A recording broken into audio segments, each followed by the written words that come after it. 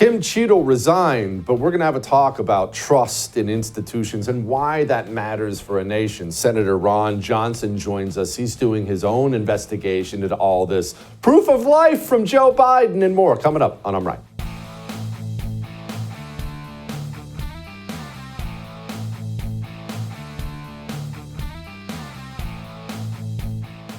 All right, let's have a talk about trust. And I'll tell you what I'm not going to address tonight. Senator Bob Menendez announced he's going to be resigning in August. Is it even news that a New Jersey politician was convicted of crimes and now is getting kicked out of office? It's not even news. I don't even want to talk about it. I want to talk about this Secret Service thing, Kim Cheatle, the testimony yesterday, and trust. Really, that's what we're going to talk about, trust. Trust is really everything in any relationship, is it not? Every relationship, whether we're talking about a personal relationship, you and your husband, you and your wife, you and your children, look, trust has to be there, doesn't it? It just has to be. Your child has to trust that mom and dad love them, have their best interest at heart. They have to trust that mom's going to be there to pick them up from practice. Dad won't ever hurt them. There has to be a trust there. Trust between spouses. Trust has to be there. Business, it does not just that world, the business world. There has to be a level of trust there. Every day, my producer, Matt, every single day, my producer, Matt, and I were talking about politics. What do we want to talk about? This or that. I have to trust that Matt is on it. Matt's going to be on the news stories. If something's breaking, I don't catch it. Matt is on it. He's all over. Matt, John, Alex, they're going to put together stuff for the show. I have to have trust there. They have to have trust that I'm going to show up, do a show. I'm not going to get drunk and wrap my car around a tree. Trust has to be there. But for a nation, on a bigger level, there is a relationship between citizens and their government. In every single nation, this has always been the case. It is a relationship, whatever form of government it is. It could be a monarchy. We could be talking about kings and queens and the peasants, or a constitutional republic, a representative republic like ours. Doesn't matter the form of government it is, there is a relationship between citizens and their government. And there always, always, always must be a certain level of trust between citizens and their government. Otherwise, the whole relationship's going to blow up. Look, we'll take it back to personal real quick before we get to Kim Cheatle. In your personal relationship, if I stop at the gas station on my way home for some hot Cheetos with some of the cheese dip that I put on it, and I get home and the wife says, "Why are you late? 5 minutes late." She wouldn't do this. And I say, "I stopped over for Cheetos." She said, "No, you were probably out drinking or something somewhere." How long would the relationship last if that's what life was like? Every time she picked up her phone, she's on it. "Who are you texting? Is that another guy?" How long would it last? It's not going to last. It doesn't work. That's the kind of relationship we currently have with our government. And it's getting worse and worse and worse as the abuse from the government continues without end. I have been warning about the lack of trust, the loss of trust in our institutions for the longest time. In fact, I warned you time and time and time and time again during COVID, as every government institution was weaponized against you and only worked on behalf of the system. I warned all the people in power, you are separating yourself from the people. You are breaking the trust chain, and it is not easily repaired. And now here we sit. We are 10 days removed from the attempted assassination of the Republican nominee for president of the United States of America. And here's how it normally works. How it normally works when people come up with, I'm going to call them conspiracy theories, even though I don't like using this term anymore, but normally in the wake of anything, no matter what it is, it could be an earthquake, but especially things like assassination attempts, man-made horrors, man-made things. In the wake of anything, it is human nature to start coming up with conjuring stories in your mind about what may have happened, what did happen. It was the grassy knoll. That's a very human nature thing. But over time, the JFK assassination aside, over time, most of those theories, while they'll always still exist on some level, they tend to kind of fade away with the passage of time. They just don't last. Why is that? Why don't they last? Because as new information is revealed, as information is provided by the people, provided to the people, I should say, the people will see clearly, oh, okay, we have this document, we have this video, we have this audio. No, I read it myself. Okay, never mind. As the truth is revealed, the conspiracy theories tend to fade away. But we have a really big problem here with the assassination attempt of Donald Trump. What happened that day? I don't know. And you know I don't ever bring you wild theories I have unless I tell you they're wild theories. I don't do that. I would never try to mislead you. I give you my honesty about what I feel about things. What happened that day? Was it a deranged, nut job, lone gunman commie who wanted to blow Trump's head off? Maybe. Certainly could be. A guy who got his knowledge of firearms, explosive from the dark web? Could be. Was this an assassination attempt arranged by a hostile foreign entity? Iran, Russia, China? I don't know. How would I know? Was this an assassination attempt arranged by the United States government? I don't know. How would I know? Look, when the Secret Service director sits in front of Congress and is asked about basics like the radio communications and answers like this, well, how am I supposed to know? Does the Secret Service routinely record communications between and amongst detail? Radio communications? Any communication? Email communications are captured, as well as text messages, and then depending on the detail, radio communications are recorded. Does the Secret Service have recorded communications from the July 13th event? We do not have radio communications from that day. What? On the day the Secret Service failed, and that's being kind? You know, look, as we go through the different theories in our head, the Secret Service failing is the nicest thing we can say. You don't have the radio recordings of that day? What happened? Did they get lost right next to the Epstein files the FBI recovered from his home? Where are the radio communications from that day? Why don't we have them? These are the things that lead to theories. Theories that have people, myself included, going all over the place. What happened that day with the Secret Service, with the United States government? Why would they allow him to have a rangefinder? Did he have a rangefinder? There were some reports that the individual had a rangefinder. That would certainly raise my suspicion. Did he have a rangefinder?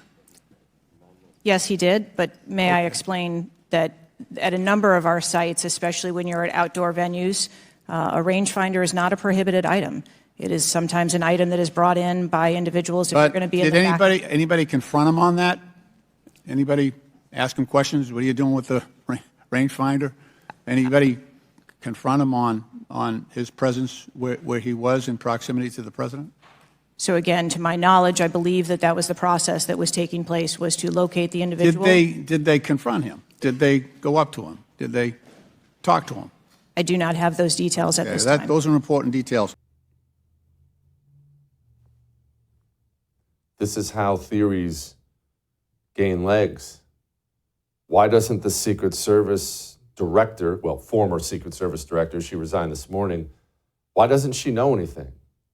Or does she know everything and she's lying? Keep in mind, we are not 9 minutes since this time. This is 10 days ago now. Yesterday it was 9. When she was giving this testimony, she was 9 days removed. 9 days is an eternity. Rapid fire investigation, timelines laid out. Did you hear her answer about the basics, like the timeline? Why was Crooks able to fly a drone over the entire area the day of the rally and the day of his assassination attempt?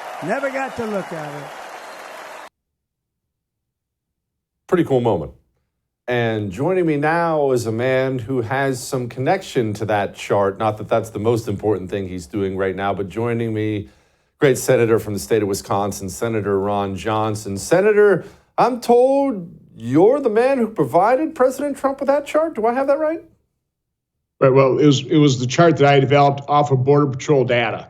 So when I became chairman of Homeland Security, obviously we had the Obama humanitarian crisis back there in 2014. So I've just been keeping track of apprehensions on a monthly basis coming across the southwest border. We split it out: single adults, family units, unaccompanied children. So I've been developing that chart literally since 2015, updating every month. And when I was on the plane going up to the Green Bay rally on April 2nd, I had a number of things I discussed with the president. This was one of them. He saw that chart, liked it, asked me to send it to his staff. They changed up a couple of the titles on it, and he used it that day. And he's been using it ever since. So it's my chart, but offered Border Patrol data. How about that? If that was me, I know you won't do this because you're way too nice. If that was me, I'd tell everybody that I was the one who personally saved Trump's life. It certainly wasn't the Secret Service. I do need to point that out. Now that we had the hearing yesterday, which is, of course, the standard government stonewalling where they don't answer a single thing. And now, of course, she retires to, I'm sure, a lovely government pension and a job at Pepsi. What have you found out about the attempted assassination of Donald Trump? Well, I had my staff immediately start reaching out to law enforcement officials, federal and local. The feds are pretty well, they're not talking to us. They tell us to go contact our congressional liaison person, who tells us nothing. And so we've gotten about as much out of federal law enforcement as the House got out of now former Director Cheatle. But local law enforcement has been talking to us. So we found out some pretty interesting things. Number one, the Secret Service did not attend the 9 o'clock security briefing. This is where, they're all going to get together and figure out exactly how they're going to handle the day. This was at 9 o'clock on the day of the assassination attempt. We also found out that they weren't operating on the same communication channels. So the county law enforcement, even, their sniper and SWAT teams weren't even in the same channel as their county patrol officers, who weren't on the same channel as Secret Service. Everything was being directed through the Butler County Comm Center and then having to be relayed. Incredibly inefficient. We found out that, for example, the Secret Service was not going to send sniper teams. They decided to do that just a day or two beforehand. So luckily, they had their sniper team there available to take out the assassin after he opened fire. But again, everything, Jesse, you would expect, that you would assume the Secret Service would do to protect a former president, our presidential nominee, or any of their protectees, they didn't do.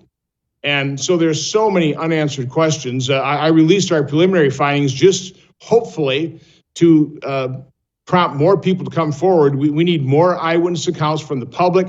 We need more law enforcement officials, maybe whistleblowers in the federal agencies, because their leaders aren't giving us the information. Maybe whistleblowers will come forward. The American public needs the truth. It was just infuriating listening to the former director say, well, it's only been 9 days.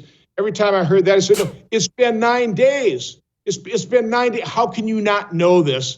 And the fact is, she probably does know it. They're just not willing to be honest with the American public, which raises all kinds of suspicion and questions in and of itself. Senator, it does. And this is our struggle. And I'm glad you're gathering facts. I'm glad you bring them to us here. But this is our struggle. I still don't know what I feel about this. I don't know what I believe. And I can't rule anything out because everyone in my government, well, everyone in the bureaucratic agencies, lies to me at all times. If somebody told me that an alien came down from Neptune and helped Thomas Crooks try to execute Donald Trump, I can't refute any of that because my government hides everything from me. They lie. I can't answer this. And so now every conspiracy theory out there is, who can refute it? Well, we know that the Warren Commission was set up to hide the truth. We know the FBI ran a corrupt investigation, knowing that the Russian collusion hoax was a political dirty trick by the Hillary Clinton campaign, and yet they put America through political turmoil that hasn't ended to this day. They haven't come clean. They haven't been honest. And so why would we believe them now? Now they're hiding information. On the Senate briefing on Wednesday, both the FBI director and Secret Service director said, we want to make sure that conspiracy theories can't take hold. Well, the way to do that is address the information out there, right? I mean, people are saying that people were taken off the Secret Service detail for Trump and given to Dr. Jill Biden. Well, if that's not true, refute it. Saying that the sniper for the Secret Service had this guy in his sight, asked for permission to take him out, was denied permission. Is that true? I don't know. Address that. It's out there. So again, because they're not being transparent, it just makes everybody suspicious, and it leads to conspiracy theories. But unfortunately, a lot of these things I've been accused of in terms of pushing conspiracy theories, all those things have been proven true. So I don't know what's true here. We're just providing information gleaned from phone interviews with local law enforcement who fortunately are talking to us, and we just need more people to come forward. There are so many pieces of the puzzle that need to be determined, but we're not getting from the federal officials at all. Speaking of pieces of the puzzle, I can't even believe I have to ask questions like this. I feel like we're going over the Kennedy assassination again, but who's the man in the green suit? Why do I keep reading about some man in a green suit? Gosh, I feel like we're in a freaking movie. Who is this guy? Again, I don't know where gray or green suit came from. In our report, we talk about how the Beaver County sniper team, they were the first people to go up on the roof. They were stationed at the AGR building. They took some photographs. Then Allegheny County bomb squad came on there, probably because they saw the detonation device. Then at some point in time, a man in a suit came up on the roof. We haven't determined whether he ever provided credentials. He was assumed to be a Secret Service agent, but it was the Allegheny bomb squad that told the Beaver County sniper team to take the pictures or text the pictures they had taken of the assassin and send that to a 215 number. That was to an ATF agent. We've spoken to that individual. He's gone dark now. He's not giving us information. We're just getting from the ATF the standard, all information should be channeled through your congressional liaison, but we did determine. So again, that's just bizarre. So Allegheny Bomb Squad told the Beaver County sniper team to send the pictures they had taken of the dead assassin to an ATF agent in Pittsburgh. Go figure. And they won't tell us why. I mean, if there's a reasonable explanation, tell us. Then the story doesn't have to percolate and people don't have to speculate. Be honest, be transparent. It's been 9 days. It's been more than 9 days. Now it's 10 days. This is more than enough time to gather some basic facts, to be honest with the American public. The fact that they're not being honest, not being transparent, just raises questions. Okay, so Senator, I just have to ask, and I know it's an opinion question, and I have to ask, but as we sift through all this and try to suss out exactly what happened, why did Donald Trump come within 2 inches away from having his brains blown out? Are we dealing with incompetence, malice? Are we dealing with, do you believe there were more people involved? I'm not saying Iran swooped in with secret agents. I don't know. I don't have any idea. But do we believe it was more than just this 20-year-old? What do you think right now? Because, man, the more I learn, the worse it looks. I think that the more we learn, the worse it looks. I mean, that's all I can tell you at this point in time. Again, I don't want to speculate. I'm trying to get the truth. And so what I'm saying is we need a completely independent investigation. I'm glad that the chairman of the Permanent Subcommittee of Investigations, I'm the ranking member, has agreed that we need to do transcribed interviews now. And hopefully we do it on a bipartisan basis. Right now, I'm still acting alone. My staff are the ones reaching out. We're the ones getting, people calling into our account, and we'll post this on my our whistleblower account. So if you have information, contact my office through our website. We need information, but we need to do the investigation now. All right, Senator, I can't let you go without asking about the president. The assassination story seems like a year ago because there have been about 19 government scandals since then. The President of the United States of America puts out a PDF on Twitter saying he's not running for re-election. No one has laid eyes on him since. We have this bizarre note from his doctor. Now, speaking of rumors, now people are floating the most bizarre rumors out there. But again, you can't refute anything. If this man is our president a functional adult? Do we at least know that? I mean, he does have an important job. like you said, is bizarre. I mean, the way he announced the fact he's not running for president. I'm old enough to remember Johnson, President Johnson coming on national television from the Oval Office saying why he wasn't going to seek or accept the nomination of his party. I mean, that was national news. He went on. We haven't seen President Biden. And what's even more bizarre is the mainstream media, they're happy to accept it and move on and start putting Kamala Harris on a pedestal, claiming she's the next Messiah. So again, it's just, we live in bizarre times, Jesse. That's all I can say. It's just bizarre. Yeah. We do, Senator. Thank you for being on it. Thanks for what you do. I appreciate you as always. God, jeez.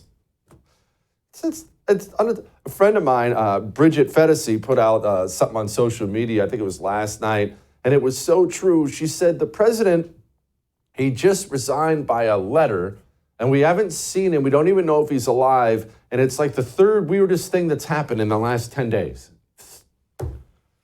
May you live in interesting times, I guess I should say. All right, Michael Whatley, he's the new chairman of the RNC. I've been very hard on the RNC, we're hard on Republicans.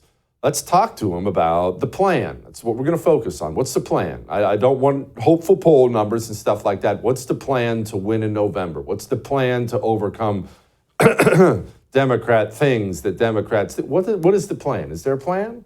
Before we get to him, let's get to this. I have a plan. My plan involves a good night's sleep tonight. I'm going to get one, too. Are you going to get one? Do you know you're going to get one? Most of the time, I'm a good sleeper. I'd say once a week, once every couple weeks, I'll have an extra cup of Joe when I shouldn't have it. And then I'll think to myself, gosh, I'm not going to get to sleep. So what do? Well, you take something. Isn't that normal? People take something to sleep. Why don't you try something that's drug-free, natural? And more importantly, why don't you take something that'll have you feeling good when you wake up instead of groggy and heavy and tired? That's what dream powder is. It's just a cup of hot chocolate. You pour a little dream powder in a little milk or water and warm it up. I warm up a little glass of milk and I pour it in there. Mine's cinnamon chocolate. It's delicious.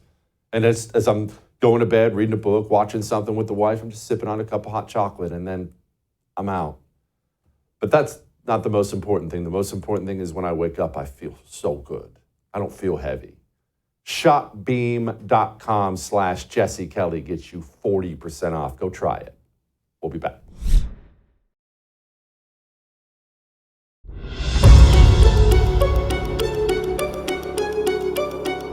Well, it's very clear the system has already made their choice. As I explained to you yesterday, there's no mystery in who the nominee is going to be. The system has chosen. They chose to push poor Joe out the back door of the White House, and they chose Kamala Harris. She's obviously going to be the nominee. You see everybody lining up behind her right now. Joining me now, the new big cheese at the RNC, Michael Whatley.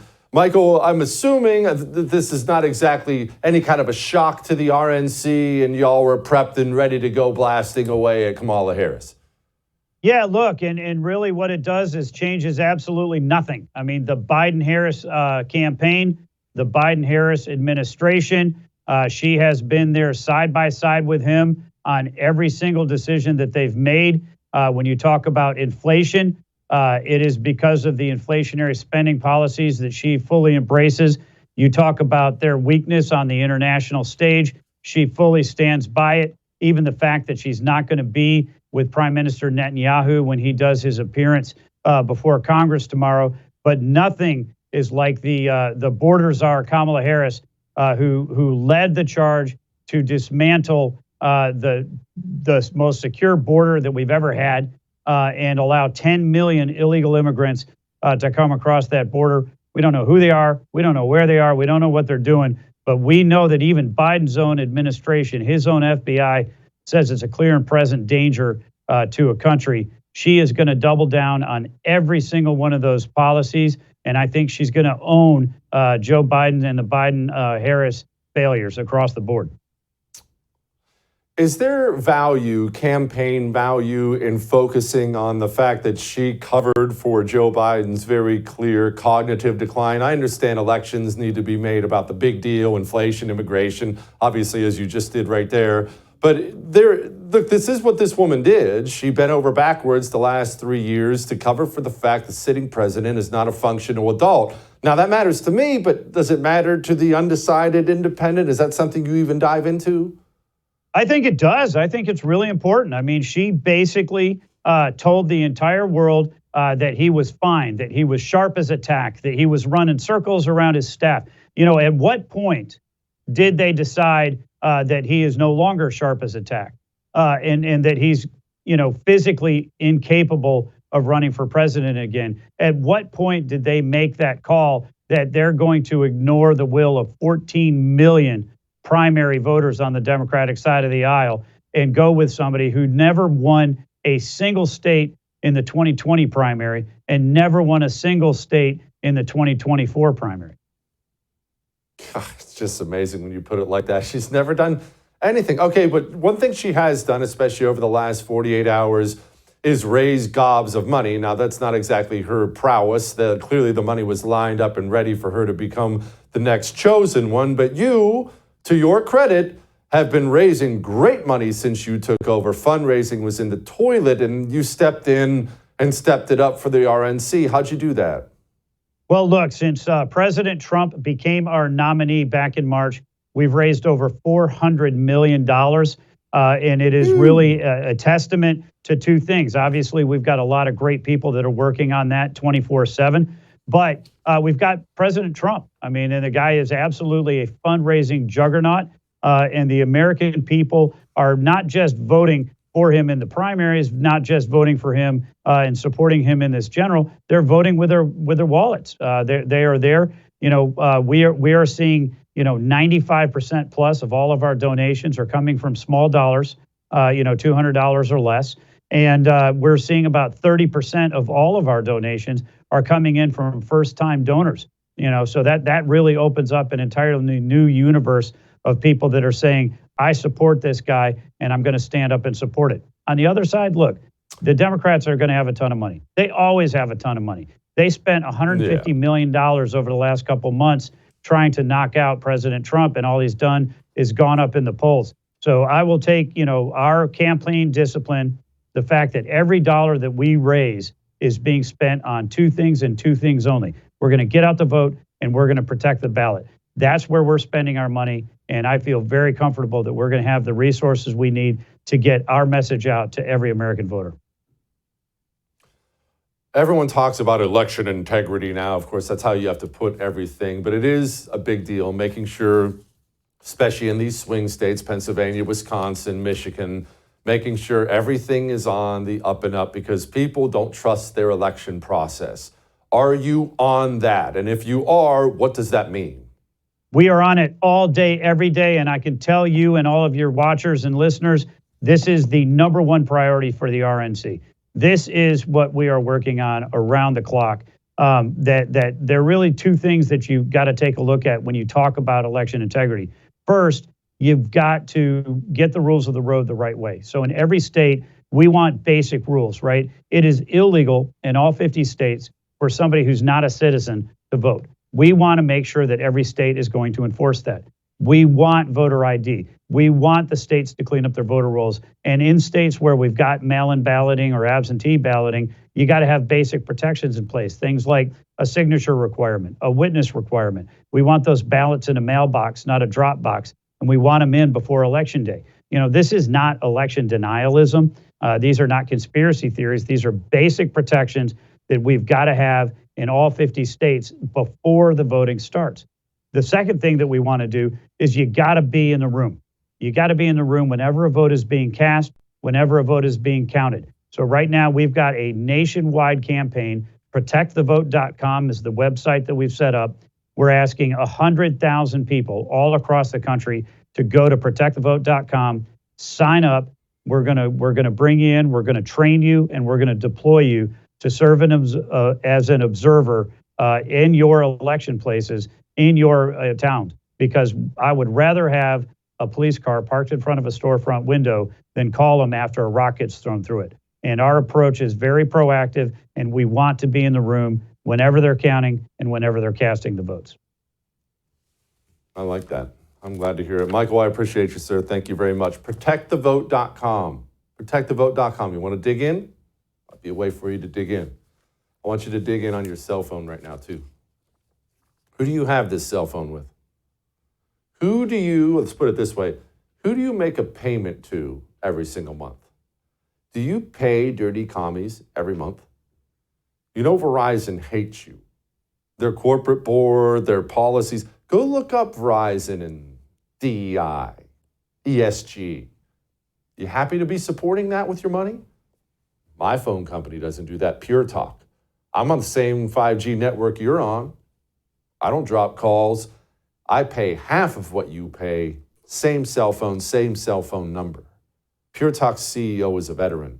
Pure Talk loves America so much they hire Americans who speak English. When you get a hold of someone at Pure Talk, they can understand you, and you can understand them back. It's a miracle. PureTalk.com/JesseTV. It takes 10 minutes to switch. 10 minutes, nothing. PureTalk.com/JesseTV. Switch. We'll be back.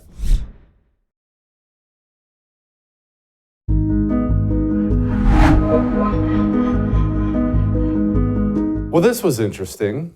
You see, there's a big, long history on the Democrat Party and their relationship with the Jewish people in America. And I had a fascinating conversation with my campaign manager one time back when I was losing congressional races. He's an Orthodox Jew. And I was asking why this is. Why is it 2/3 of Jewish people in America voted Democrat? And he was talking about Democrats were really the first ones all the way back to FDR who kind of welcomed Jewish people into the administration. So there's a real history there. But my, how times have changed in less than 100 years. Netanyahu, he's here in America. He's going to address Congress. Okay, this is not something uncommon at all, very common thing. But Biden's not going to be there, and neither is Harris. And in fact, you have Democrats going on television saying they're not sure if Harris can pick Josh Shapiro because he's Jewish. Joining me now, senior editor-at-large, Breitbart News, Joel Pollak, author of the book, The Agenda. Wonderful book. Okay, Joel, I find this party adjustment, realignment, if you will, to be so fascinating. Did I miss anything there? I'm sure I was given a 30,000-foot view, but don't you find this fascinating? Well, we're not sure yet just how significant the realignment is going to be. There are certainly some Jewish Democrats who are going to vote for Donald Trump this time around because they do not believe Democrats have what it takes to stand up to the anti-Semitism on campus. This isn't just about Israel. When you do opinion surveys of Jewish voters, Israel comes in somewhere around the 5th most important thing for Jewish voters. It is more important to some Jewish voters, but in general, when you're talking about the American Jewish community, they care more about the same issues that everybody else cares about, whether it's taxes and inflation and the economy, or for liberal Jewish voters, often abortion. The reason abortion is an important issue to some Jewish Democrats is the topic of an entirely different interview. But basically, American Jewish voters outside of Republicans, so most American Jewish Democrats, don't place Israel as a very high priority. But what's happened is that the anti-Israel protests that we've seen since October 7th have become anti-Semitic. And they've made life impossible for American Jews, not just when they go to pray, and not just in the Orthodox community where people are visibly Jewish, but they've made life impossible for Jews on college campuses, which if you're a liberal Jewish Democrat, you think of as a safe haven, probably the thing you take most seriously. I mean, American Jews are very big on college, very big on college education. When I was growing up in the Chicago suburbs in a liberal Jewish community, the most popular accessory to wear was a hat with the name of a college on it. I mean, American Jews culturally are very attached to academia and to college. And to have the colleges turn against Jews in the way that they have is really unsettling. And so that's why you're going to see something of a shift. I do still think the majority of Jews will vote for Democrats, but you will see enough of a shift maybe to make a difference in swing states, particularly Pennsylvania and even Nevada, where there's a significant Jewish population in Clark County, and it happens to be a very pro-Israel population. So you may see some shifts that do affect the election. Joel, my son and I were actually having a conversation this morning. He's 15, but he's just one of these political animals, news junkies. And he said, Dad, I can't seem to find any updates on how the war in Israel is actually going. You see endless amounts of propaganda, but there's very little in the way of news. What's happening? Hamas, Hezbollah. I understand you're in Jerusalem as we speak, so surely you can speak more intelligently than I could this morning. Generally speaking, the war is going well for Israel, but there are massive challenges still remaining. Israel is fighting a war on 7 fronts. We think of it as a war in Gaza, but it's actually a war on 7 fronts. The war started with Hamas attacking Israel on October 7th. So there's a war in Gaza. That's one front. Hamas is backed by Iran. Then there's a potential war looming in the north with Hezbollah, which started firing at Israel in solidarity with Hamas. They're also backed by Iran. So you've got Gaza, southern Lebanon. Then you've also got various different militias in Iraq that are controlled by Iran that are firing missiles and drones at Israel. So you have several more fronts there. And then you've got the Houthis in Yemen who are launching long-range missiles and who are attacking international shipping, trying to close the Bab el-Mandeb Strait to any passage of traffic headed to the port of Eilat in Israel on the Red Sea.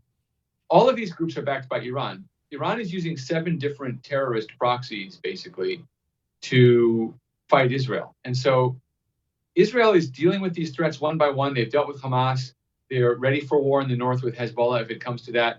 And they just took out the big ports, Al Hudaydah in Yemen, where the Houthis were importing a lot of their weapons from Iran after a drone hit Tel Aviv last week. So you could say Israel's making progress. I mean, they've killed upwards of 14,000 Hamas terrorists. They've taken over Gaza on the surface. They're now working through the tunnels, trying to get the Hamas leaders. They're having a lot of success. You can see the confidence of the Israeli military has increased. The bargaining position, the negotiating posture of Israeli negotiators in these hostage negotiations has become stronger and more confident. They're not looking for a peace at any price or a ceasefire at any price. They're not looking to give everything away to a hostage deal. They know that they can demand more of Hamas now. So their position is strengthening. At the same time, the challenge of Iran is so massive. And they're looking at the United States. And first of all, they didn't have confidence in President Biden to do anything to help beyond his rhetorical help in the beginning of the war. And now that you've got this complete chaos in the Biden administration with Biden not running and Kamala Harris running, should she take over as president, it's totally messed up. And Netanyahu is speaking in Congress tomorrow on Wednesday, but Harris is refusing to preside for whatever reason over the Senate session or the joint session where he's going to be. She's going to meet him in the White House at some point, but he's also going to meet former President Trump at Mar-a-Lago, we've just learned on Friday, because he's the presumptive, well, he is now the official Republican nominee, but he could also be the next president. And if the election were held today, he might be the next president. So there's this transition happening within the American government that is also making it difficult for Israel to know exactly what its strategy should be going forward. Israel attacked the Houthis, or shall I say, responded to the Houthis entirely on its own, did not use American support in any way. But Israel would prefer to deal with Iran, if they have to, with some amount of American support. So right now, things are very much up in the air. Life has returned mostly to normal in Israel since October 7th, but people are still very tense about the future. No doubt. Joel, appreciate you as always, my brother. You come back anytime. Joel Pollak, everybody. All right. Lighten the mood. Next.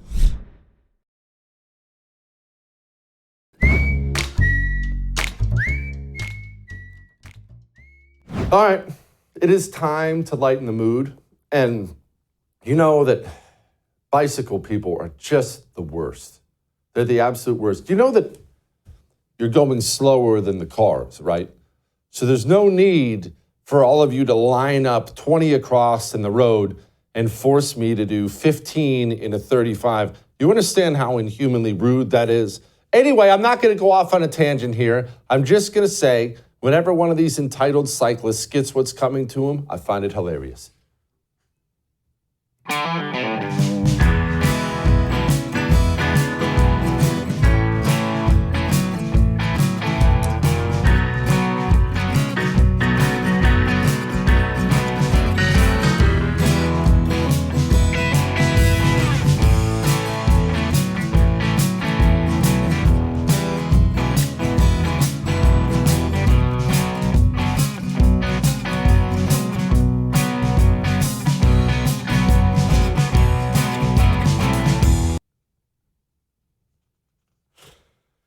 I'll see you tomorrow.